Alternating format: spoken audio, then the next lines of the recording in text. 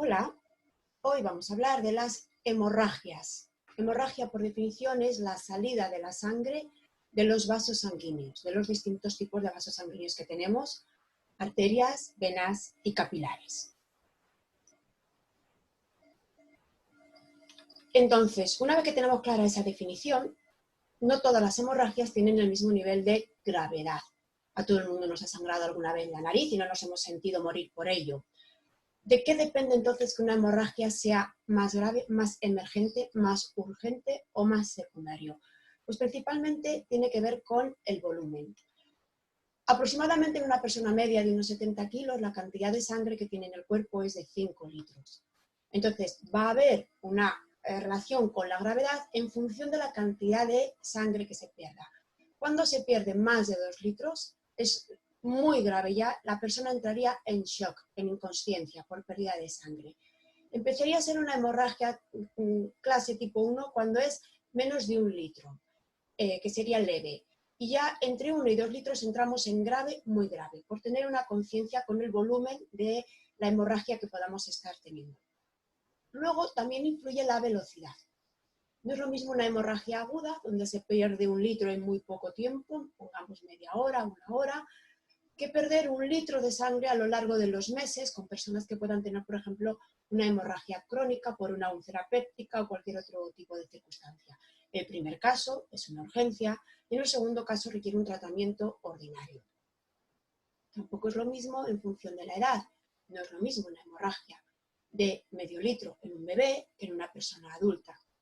Y por supuesto también tiene que ver el estado general, cómo está el resto del organismo de la víctima.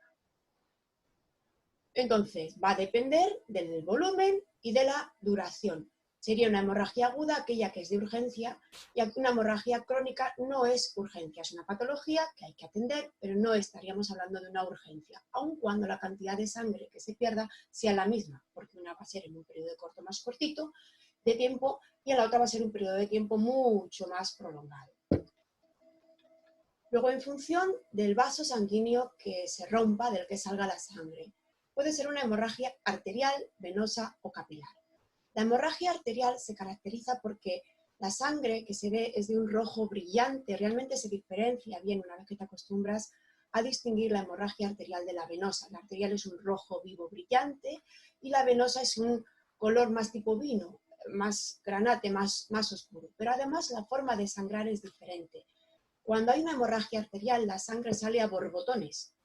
Y estos borbotones hacen relación con el latido cardíaco. Entonces hay empujones, borbotones, que corresponden con el latido cardíaco. La hemorragia venosa es una hemorragia que, aparte de ser más oscura, es como un chorreo continuo, una especie de hemorragia de babeo continuado, no hay oleadas. Y en la hemorragia capilar, los capilares son muy pequeñitos, los vasos más pequeñitos, entonces la cantidad de sangre que se puede perder por un capilar es muy poquita. Ocurre que cuando hay una hemorragia capilar normalmente, y se habla de hemorragia, normalmente no es un capilar, sino varios capilares repartidos en el cuerpo los que producen esta hemorragia. De tal manera que si recogiéramos la hemorragia en una sábana, tendríamos una sábana llena de lunares rojos. Por eso esta hemorragia, la hemorragia capilar, que suelen ser varios capilares con puntitos sangrantes, se llama también hemorragia en sábana. Por otro lado, es hacia dónde va esa hemorragia, dónde está la sangre que sale de las venas. Pues en función de dónde se dirija esta sangre y cómo se dirija, vamos a tener 3 tipos de hemorragia. Por un lado, la hemorragia más habitual, que es la hemorragia externa, aquella que es que sale, se ha roto el brazo y sangra, hay una herida y sangra, y se ve en el exterior. Esa es la hemorragia externa. Luego estaría la hemorragia interna. Se me ha roto un vaso sanguíneo, tengo una úlcera péptica en un sangrado activo, entonces estas serían hemorragias internas. Y son internas porque la sangre sale de los vasos, pero no sale al exterior, se queda acumulada. No sé, un hematoma, por ejemplo, sería producto de una hemorragia interna. Y luego estarían las hemorragias exteriorizadas. Son aquellas hemorragias internas que han encontrado un orificio por el que asomar al exterior, pero que el origen de la hemorragia no está en ese orificio, sino en órganos más internos. Entonces, la hemorragia exteriorizada sería una hemorragia interna que ha encontrado un lugar de salida y entonces se comunica al exterior, se exterioriza al exterior. Todas las hemorragias internas tienen unos síntomas muy parecidos, o sea, se detectan. Una hemorragia externa es fácil detectarla, vemos sangre, hay una hemorragia. Una hemorragia interna no es tan sencillo, hay que mirar los síntomas.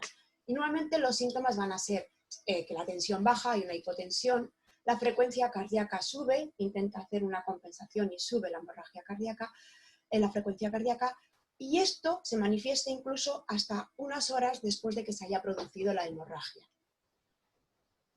Normalmente, ante una hemorragia interna, las medidas a actuar van a ser tener a la persona en Trendelenburg con la cabeza más baja que los pies, porque cuando hay una hemorragia se trata de que la poca sangre que hay esta sangre esté centrada en los órganos internos y en el cerebro, que son los órganos que nos mantienen en vida. Entonces, por eso intentamos mantener Trendelenburg, la cabeza más baja que los pies, bien con posiciones como esta o bien directamente elevando los pies. También es muy importante que la persona esté abrigada, tiene mejor pronóstico y, por supuesto, es importante aflojar las prendas. Estamos queriendo que la sangre esté acumulada en los órganos vitales, tanto del tórax como del cráneo, y es importante que no haya corbatas, cinturones o cosas que constriñan este fluir de la sangre hacia los órganos vitales. Y si sospechamos una hemorragia interna, es muy importante controlar las constantes como la tensión arterial o la frecuencia cardíaca, porque ello nos va a dar información sobre la evolución de la hemorragia, sobre cuánta sangre se puede estar perdiendo. Vamos a hablar ahora de las hemorragias exteriorizadas, que decíamos que eran aquellas hemorragias que en realidad son internas, pero han encontrado un orificio por el que salir. Y todos los orificios que tenemos en el cuerpo son susceptibles de tener una salida de alguna hemorragia interna. Pues por empezar con alguno vamos a hablar de las hemorragias que salen por la boca. Por la boca pueden salir hemorragias procedentes del digestivo o del respiratorio. Cuando la hemorragia es procedente del tubo digestivo, estamos hablando de una hematemesis. Emesis es vómito, hema es sangre. Luego hematemesis es sangre que se expulsa en forma de vómito. Si se expulsa en forma de vómito, quiere decir que esa sangre está digerida.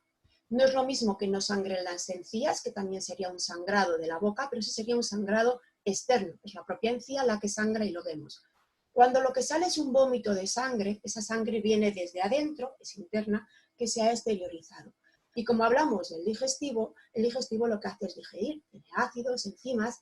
Entonces esta sangre es una sangre digerida y no tiene ese color rojo de la sangre fresca, sino que tiene una tonalidad más a la forma de los pozos de café. Es una sangre más oscurecida por la propia digestión. ¿Qué es lo que se debe hacer cuando tenemos a una persona con hematemesis? Bueno, pues es ponerle en una posición cómoda y hay dos posiciones recomendadas. Una que es la típica posición lateral de seguridad, que sería esta, una especie de circuito lateral, por aquello de que si vienen más vómitos, la persona no produzca una broncoaspiración. Y otra que a veces también se aconseja es esta, que es el decúbito supino con las rodillas flexionadas. Esta posición lo que tiene es la finalidad de relajar la musculatura abdominal para evitar que el esfuerzo muscular provoque aún mayor hemorragia. Si estamos en esta posición, conviene que la cabeza también se mantenga ladeada. Si hay un vómito, conviene recogerlo en cualquier bote o lo que podamos, porque esta persona la vamos a trasladar al centro sanitario y esa muestra de vómito va a dar información sobre la hemorragia, la localización, la gravedad, etc. Y ya en el centro sanitario, toda hemorragia le viene bien el frío. En el centro sanitario se le puede poner frío local, como a través de una sonda nasogástrica, metiendo líquido, haciendo lavados con líquido frío. Decíamos que por la boca también puede salir sangre procedente del respiratorio, del aparato respiratorio. Cuando la sangre procede del aparato respiratorio, estamos hablando de hemoptisis. Normalmente estamos hablando de esputos de secreciones respiratorias que vienen acompañados de sangre roja.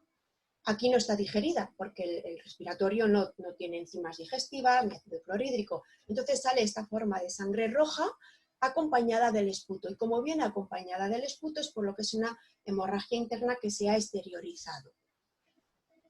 La posición, cuando hay una hemoptisis, estamos hablando de un problema respiratorio y la posición para los problemas respiratorios por excelencia siempre es el Fowler, más o menos elevado, sentado, semisentado.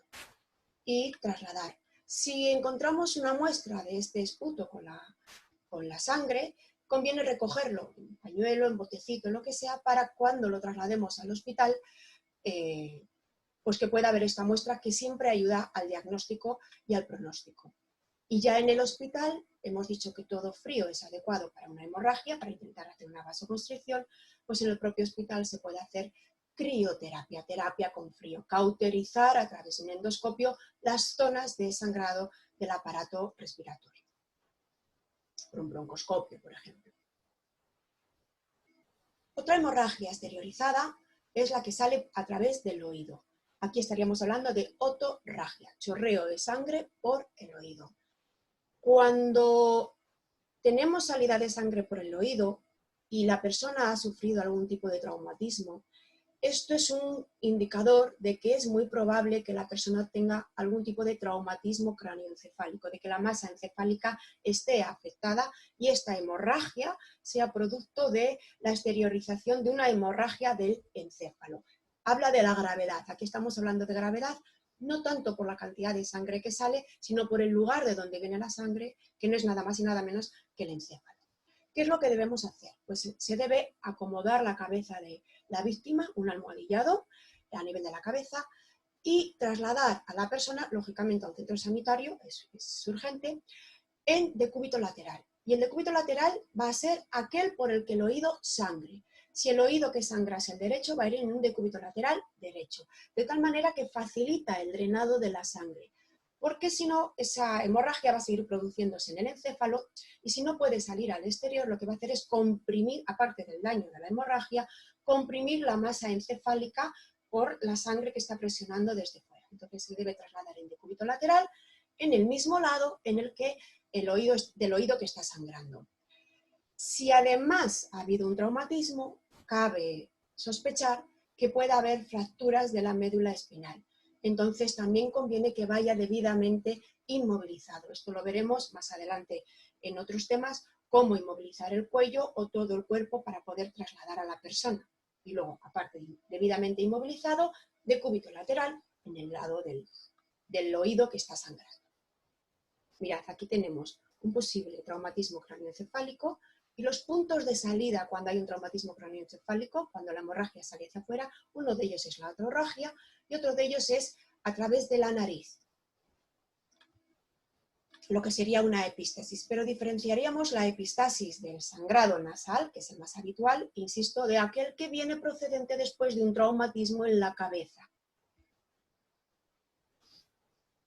Otro orificio por el que salen las hemorragias internas es el recto. Cuando una sangre sale a través del recto, a través del ano, hablamos de melenas. Son heces muy oscuras, malolientes, especialmente malolientes, y pegajosas, muy pastosas. Una vez más, este color oscuro se produce por la digestión, por las enzimas digestivas y la digestión propia del digestivo, del tubo digestivo. Entonces es sangre digerida. Como estamos hablando de una hemorragia interna, pues vamos a trasladar al paciente, a la víctima, en posición semisentada o bien en decúbito supino con las piernas flexionadas por aquello de relajar la musculatura abdominal. Cuando la sangre procedente del recto es una sangre roja, no está siendo digerida, por consiguiente es una sangre local del propio recto. Cuando esto es así, en vez de melena, se llama rectorragia. Rectorragia sería una hemorragia externa porque es del propio recto el que está sangrando y se ve en el exterior. La melena sería interna exteriorizada. Hematuria. Cuando tenemos hematuria, uria es orina, hema es sangre, es cuando tenemos sangre que sale por la uretra. Normalmente esto puede ser de cualquiera de las tubuladuras del aparato urinario, de la propia vejiga. Nos está hablando de una posibilidad de infección, pero también de lesión en cualquiera de las estructuras del aparato urinario. Cuando sale sangre en orina, estamos hablando de hematuria. Y cuando la sangre sale por vagina y no es una menstruación, estamos hablando de metrorragia. La menstruación es un sangrado por la vagina, pero es fisiológico, es normal. Cuando está desvinculado de la menstruación, estamos hablando de la metrorragia. Puede ser por un traumatismo o puede ser, por ejemplo, una metrorragia es un indicador de gravedad en una mujer gestante que está embarazada. Cuando tiene una metrorragia debe acudir a urgencias para valorar una posibilidad de aborto u otro tipo de patologías. ¿Y cómo se debe trasladar a una persona con metrorragia? Pues con las piernas cruzadas y elevadas para descomprimir la presión abdominopélvica y al mismo tiempo poner compresas a nivel genital y, bueno, pues reposo absoluto. Tumbada, piernas elevadas y en este caso también cruzadas, intentando en ese cruce que haya algún tipo de compresión. Luego teníamos la hemorragia a través de la nariz. Esto se llama epistasis.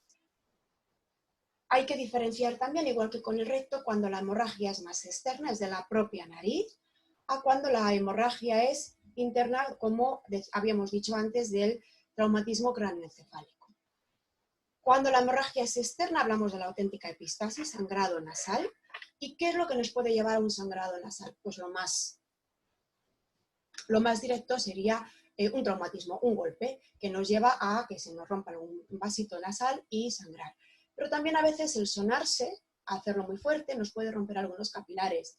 La presencia, que se introduzca algún cuerpo extraño, es muy habitual cuando hay sequedad en el ambiente, que la mucosa nasal se seque y gestos muy pequeños hagan que se rompa algún vaso, algún capilar.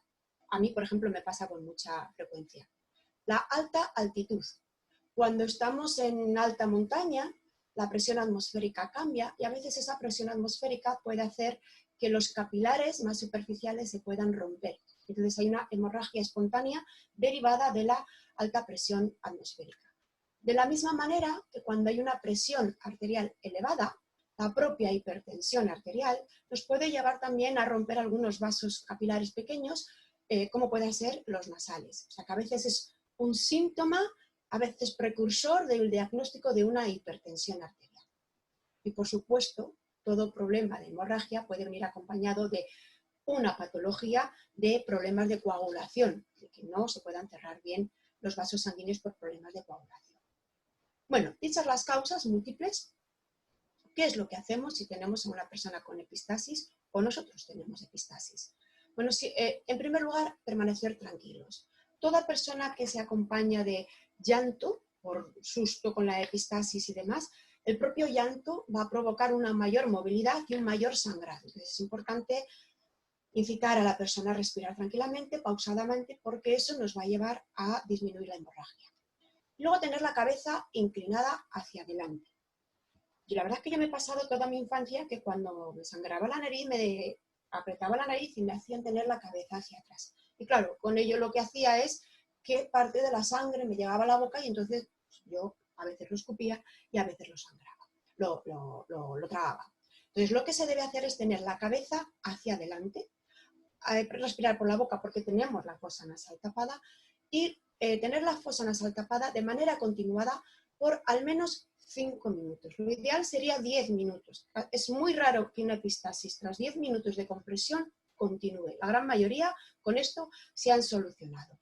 Pero mínimo 5. A veces la epistasis tarda en corregirse porque estamos 1 o 2 minutos a la ya y soltamos y vuelve a sangrar y hay que volver a continuar. Y eso al final acaba dificultando el propio proceso de control de la hemorragia. Siempre es bueno también el frío local. Como frío local a nivel de la nariz es difícil porque nos estamos presionando, ayuda poner frío local a nivel de la nuca, de manera que lo que está haciendo es enfriar la sangre que está irrigando el cerebro, que es la que va al cráneo, que es la que va también a la nariz. Que con estos 5 o 10 minutos de compresión se ha solucionado, perfecto. Limpiamos la cara, mantenemos reposo, no nos podemos ir a correr después de acabar de subsanar una epistasis. Por eso lo de precaución en las horas siguientes. Si después de 10 minutos seguidos de compresión mantenida no se soluciona, podemos intentarlo otros 10 minutos o directamente hacer lo que se llamaría un taponamiento anterior, que es un taponamiento de la parte de la nariz a la que nosotros tenemos acceso desde aquí. Sería esta parte de la nariz. Entonces se introduce tiras de gasa, no gasas cuadradas, sino tiras de gasa.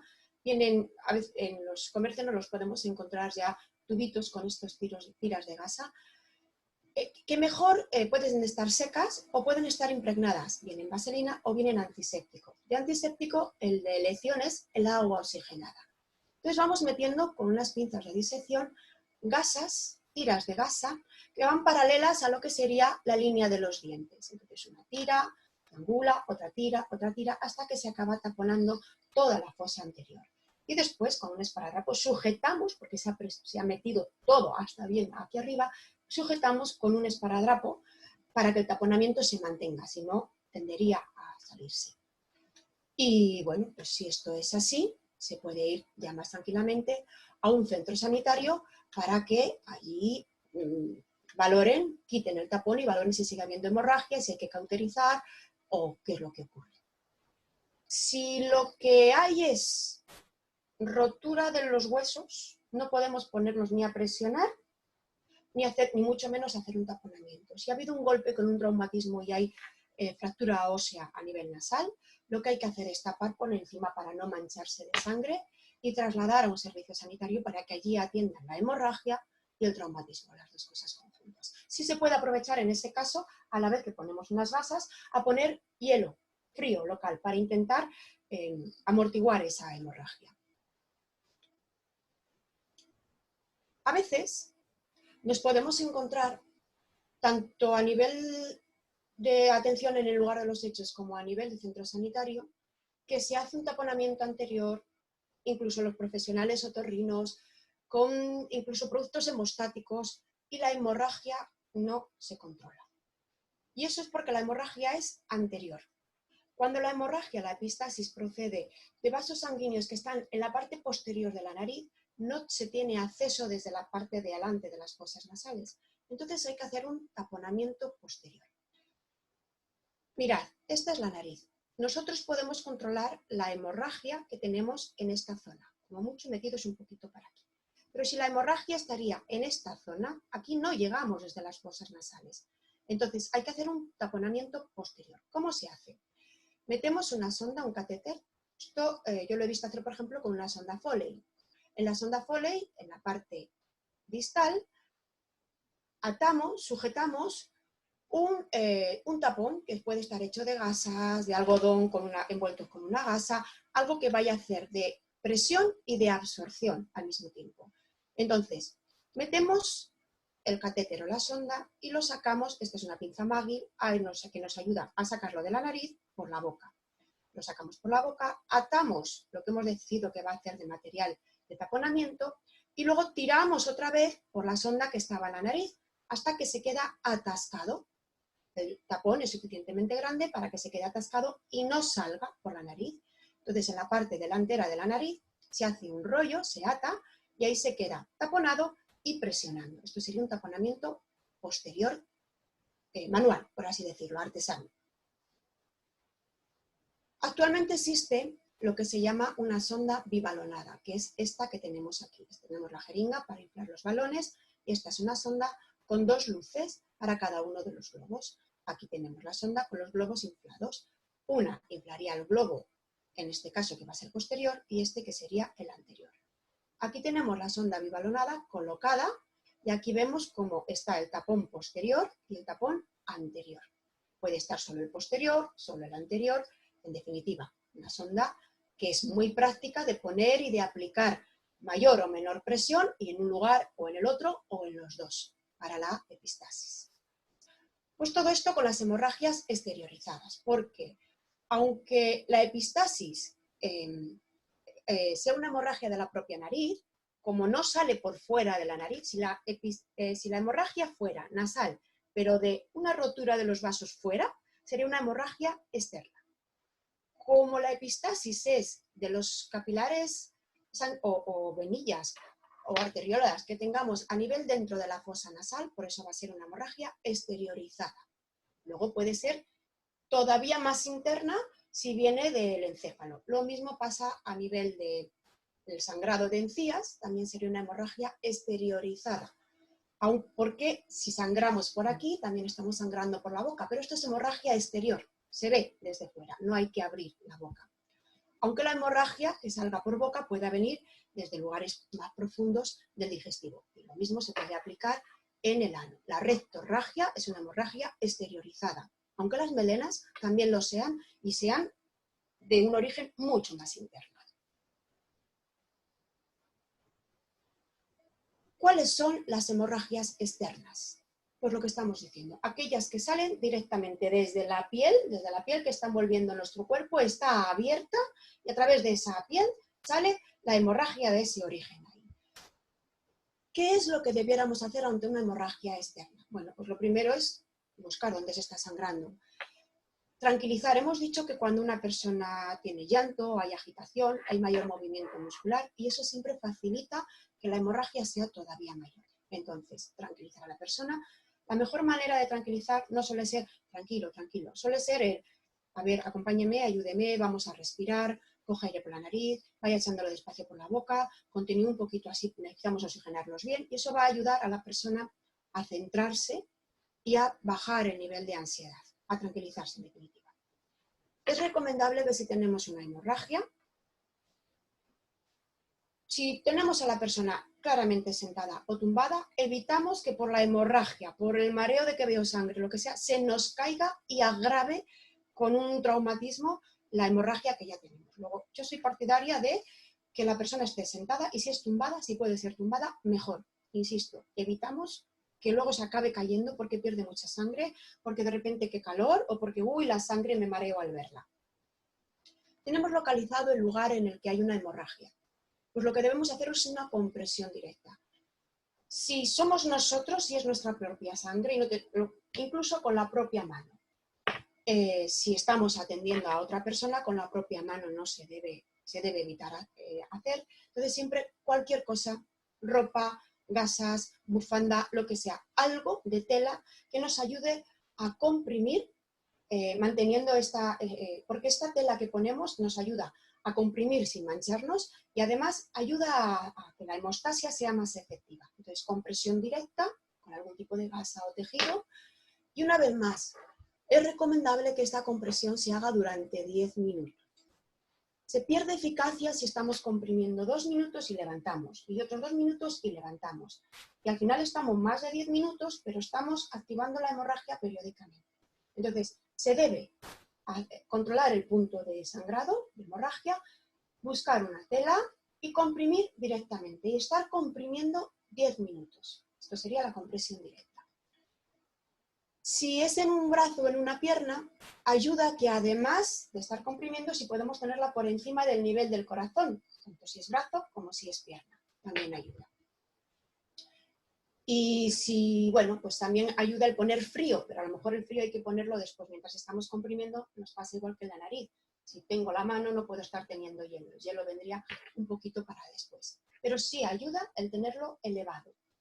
Entonces, pasados los 10 minutos, ¿funciona? Sí, pues vendamos la zona con la tela que ya había, la tela nunca se quita, si acaso se añade más encima, pero nunca se quita, lo vendamos y ya sí, con la extremidad en alto y con hielo puesto, ahora ya sí que se puede poner hielo, lo podemos trasladar a un centro sanitario para, coser, dar puntos, evaluar lo que pueda haber. Que no funciona, estamos comprimiendo, esperamos 10 minutos, hemos añadido, si hace falta, más gasas, más tela sobre la cabilla si se empapan. 10 minutos comprimiendo y no ha sido efectivo. Pues tenemos que pasar a hacer una compresión arterial. ¿Qué es la compresión arterial? Entre la herida, que en este caso la estoy teniendo aquí, entre la herida y el corazón, buscar una arteria. En este caso sería esta, la humeral, y presionar sobre la arteria. 10 minutos también. Presionar una arteria requiere fuerza, mucha fuerza realmente. Debe estar presionando claramente, comprimiendo la arteria de tal manera que no notamos el pulso. Estamos obliterando, obstruyendo el pulso durante 10 minutos. Y pasados esos 10 minutos, ¿qué funciona? Perfecto, hemos comprimido, tapamos con gasas, lo llevamos al centro sanitario. ¿Que no funciona? Pues vamos a tener que hacer un torniquete. Y con el torniquete puesto, ponemos la hora, lo veremos después, y trasladarlo a un centro sanitario. Este tipo de hemorragia externa solo sirve para las extremidades. Si yo tengo una hemorragia externa en el tórax, la compresión arterial no es efectiva. No solamente serviría hacer compresión directa y trasladar al hospital, pero para las extremidades, tanto superiores como inferiores, sí sería efectiva. Cosas que aprendemos aquí. Cuando estoy poniendo gasas para hacer una presión directa sobre el punto de hemorragia, si se empapan, añado más gasas o más tela encima. Nunca quito las que ya había. En estas que ya había se está formando ya pequeños coágulos, pequeñas redes de fibrina que ayudan a ese proceso de hemostasia. Que si las quito, es como cuando nos arrancamos una costra de una herida que ya teníamos hemostasiada y que está cicatrizando y de repente vuelve a sangrar. Pues aquí pasaría algo por el estilo. Esto es el vendaje, la sujeción que tendríamos que hacer antes de trasladarlo, para que sujete esta costra artificial que hemos puesto con las gasas. Esto sería como hacer una compresión, en este caso una compresión numeral, porque la hemorragia la tenemos a nivel del antebrazo. Y en el traslado viene bien siempre poner hielos. ¿Y cuáles son las arterias sobre las que podemos hacer la presión? Pues estudiamos en su momento, con las gráficas de enfermería, los constantes vitales, dónde podemos tomar los pulsos a un paciente. Pues eso es lo que nos sirve de referencia para ver dónde podemos hacer compresión arterial a nivel de las extremidades, a nivel humeral, a nivel axilar podría ser, a nivel del pulso popliteo o el humeral, serían los más frecuentes, a nivel radial o cubital, si la hemorragia la tuviéramos, por ejemplo, en la mano o en los dedos. Y si tuviéramos que poner un torniquete. Pues si tenemos que poner un torniquete, siempre nos dicen que es lo último a hacer y solo si no queda más remedio. ¿Cuándo podemos hacer un torniquete? Pues dice, si todo lo anterior no funciona, habíamos hecho compresión directa, 10 minutos, habíamos hecho compresión arterial, otros 10 minutos, no funciona, pues tenemos que pasar a hacer un torniquete. O si hay un peligro vital para la víctima, tengo que salir de la zona inmediatamente, pues es más rápido poner un torniquete y salir de allí y trasladarla. O cuando tenemos poliaccidentados, muchas víctimas, y donde hay más de un accidentado. Y a lo mejor alguien está sangrando mucho y no puedo estar 10 minutos y otros 10 minutos, entonces pongo un torniquete para intentar atender a otras personas mientras hace efecto el torniquete. O por ejemplo, cuando hay una amputación, se ha cortado un brazo o una pierna, va a haber una hemorragia grave, severa, y es más efectivo que se haga un torniquete. Hay que saber que una vez que se pone un torniquete, el torniquete es para trasladar a un centro sanitario. Y el torniquete no lo debemos aflojar, no lo debe aflojar el socorrista nunca, sino ya cuando esté en el centro sanitario. ¿Por qué es esto? Porque cuando se ha hecho esta compresión tan bestial como la que hace un torniquete, se acumulan toxinas y pequeños coágulos que al liberar el torniquete se pueden liberar de manera muy precipitada en el torrente sanguíneo, provocando desde una intoxicación hasta problemas de trombosis. Es muy importante, no obstante, también que en el torniquete pongamos la hora en la que se ha puesto. ¿Y con qué cosas podemos hacer un torniquete? Pues estos son compresores venosos. Normalmente en un torniquete nos van a decir que mejor busquemos telas con tiras rápidas para evitar que hagan corte en el tejido.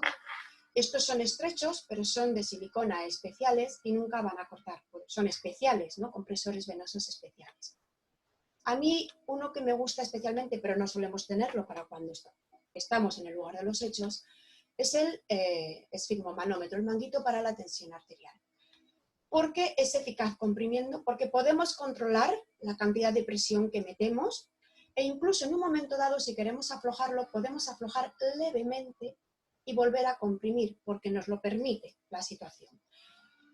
Entonces, bueno, yo creo que este es de los más ideales. Tenemos el sistema de tela y el sistema de los compresores venosos. El sistema de los compresores venosos a mí me gusta de manera especial también.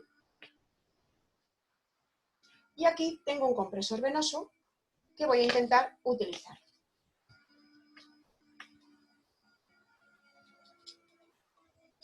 A ver, un segundito.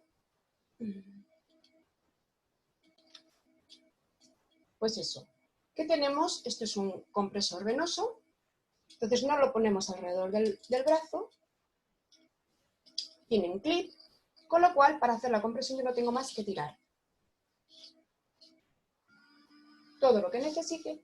Y claro, esto es muy bueno porque nos permite controlar cuánta presión queremos hacer, pero a la hora de quitarlo no se puede hacer de manera gradual. Hacemos el clic y sale. Como esto tampoco es algo que solamos llevar en el bolso de manera normal, como tampoco llevamos el estigmomalómetro, ¿qué hacemos si en el lugar de los hechos nos encontramos con alguien que cumple los requisitos para poner el torniquete? Pues buscar telas y telas anchas. La tela, si es corta, sí que va a cortar, a hacer otra amputación, por así decirlo. Se dice que no menos de entre 6 y 8 centímetros, o sea, que mejor entre 6 y 8 centímetros y que nunca menor de 2,5. Y se le daría una vuelta ancha. ¿Dónde se pone? Se coloca más o menos a 5 o 10 centímetros por encima de la herida, entre lo que sería la herida y el corazón. Si yo tengo aquí la lesión, pues probablemente lo voy a hacer en este lado. Ahora, nunca en la articulación. La articulación estaríamos haciendo un daño añadido innecesario. Si no tengo 5 o 10 centímetros aquí, pues voy a ir a la parte superior a la articulación. Y voy a poner un palo en medio. Con ese palo, como está puesto aquí, se da vueltas y vueltas y vueltas, y estas vueltas van a ser las que estén comprimiendo el torniquete alrededor de la extremidad. Y luego, claro, si yo suelto ese palo que ha dado vueltas, vueltas y vueltas, ese palo va a desgirarse. Entonces lo que tengo que hacer es poner otro trapo para sujetar ese palo que he puesto, ese sistema de sujeción, para que se quede ahí comprimido. Hay que fijarse en la hora que es y poner la hora en la que estamos poniendo el torniquete. Y aquí hay quien dice que ponerlo en la frente del paciente y también sirve ponerlo en el propio torniquete, donde vas a ir a verlo y eso te va a informar de a qué hora se ha puesto. Como decimos, lo mejor es que la extremidad esté en alto, incluso que sea la posición de Trendelenburg. La posición de Trendelenburg, cabeza más abajo que las extremidades, consigue que la sangre que aún nos quede en el cuerpo, que aún quede en el cuerpo, esté repartida en los órganos vitales. Y si bien es cierto que el torniquete nunca lo debe quitar un socorrista, por otro lado también es cierto que nunca debiera estar puesto más de 20 minutos para evitar que haya daño celular. Pero ante la duda, si tiene que estarse más tiempo, se está más tiempo.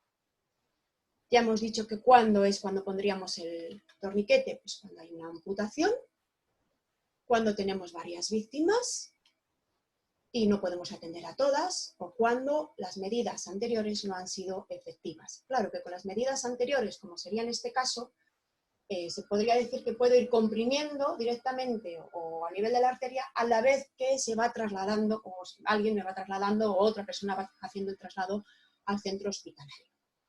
Entonces, como que los casos más inexcusables serían ante una amputación o ante que haya varias víctimas a las que atender. Esto sería una especie de resumen. Tenemos una hemorragia, hacemos una compresión directa. Si es nuestra, con las manos, si no, con telas, se añaden más telas. Hacer una compresión con tejidos, hacer el vendaje y si no queda más remedio, poner el torniquete, que puede ser con uno automático como el que os he enseñado, que puede ser con tela y el palo dando vueltas. El torniquete, por cierto, no hace falta romper la tela, la ropa. Se puede hacer perfecta y se debe hacer por encima de la ropa. Y es importante poner la hora en la que se ha puesto el torniquete. Insisto, por encima de la ropa. Aquí también lo estamos viendo. No hace falta romperlo ni nada por el estilo. Y bueno, pues yo creo que esto es todo en cuanto a hemorragias. La siguiente será de heridas. Hasta luego.